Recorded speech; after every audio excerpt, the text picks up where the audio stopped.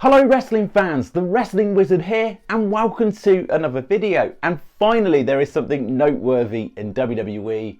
All is good because Alexa Bliss is back. She's back on Monday Night Raw and I cannot believe this is the first time we've seen Alexa Bliss in person on Raw in 8 months. I know we saw the whole therapy sessions leading up to Elimination Chamber, but actually seeing Alexa in person at a live Monday Night Raw show is a breath of fresh air, and she looks great. Physically she looks great, she looks happy. I'm kind of liking the gimmick that they've gone with, and we're going to go into that in a moment.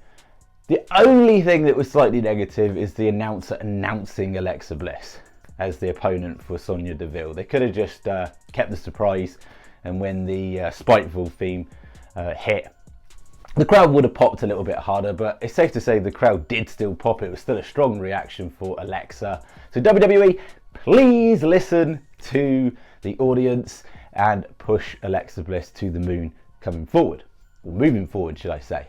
Now, her gimmick, and this is just my take on it, we'd be really interested to get your thoughts and opinions on what you think the gimmick is and what they're going to do with it moving forward. This seems to me like a split personality.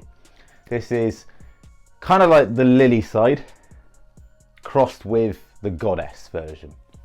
And you see that through the attire, even the theme. I mean, she came out to the Spiteful theme crossed with the Fury theme, which actually I thought was pretty badass. I thought that worked really, really well. It's a cool theme. Please don't change things, WWE. But I think this is very much a follow-on from what the therapist said, actually, in her sessions. And you remember what he said? So long as Lily is by your side, you will be as cured as you can be. So the version we're seeing is more favouring towards the goddess, with a little bit of craziness in there, because she's obviously got Lily by her side, but the more sane version, if you like, of Alexa Bliss. Still a split personality, split themes, etc, etc, but as cured as she's ever going to be version. Now at Elimination Chamber, she didn't have Lily by her side. She came out to the Evil Is Mine, and it was more of a kind of crazed personality version of Alexa, if you like. More of the sort of Lily side. Interestingly, without Lily.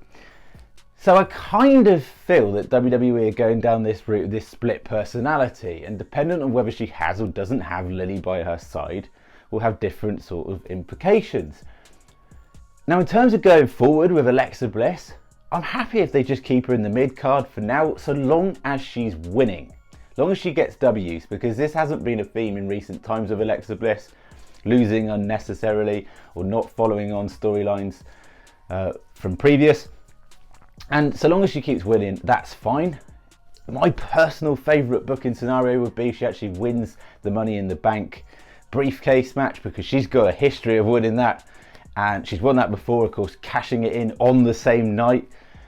And I feel that they could keep Alexa Bliss in the main event spotlight without actually interrupting current feuds.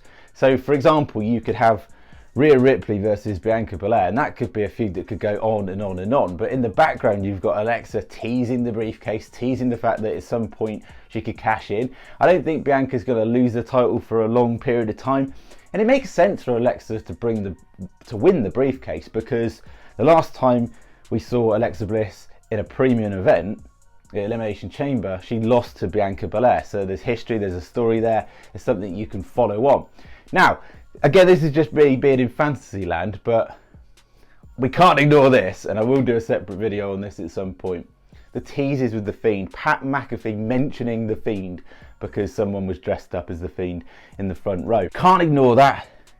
If the Fiend come back, surely they would address what happened between Alexa Bliss and the Fiend at WrestleMania 37. But knowing WWE, they probably want you to forget about it. Of course, there is a safe option that if the Fiend did come back to WWE and he came back to SmackDown, and I probably would guess that WWE just want you to forget about what happened with Alexa and the Fiend. But it remains to be seen. Nevertheless, it's great to see Alexa back. What's your thoughts and opinions? It'd be great to hear them in the comment section. Do you think it's good signs for Alexa, or do you think that WWE are going to book her poorly moving forward?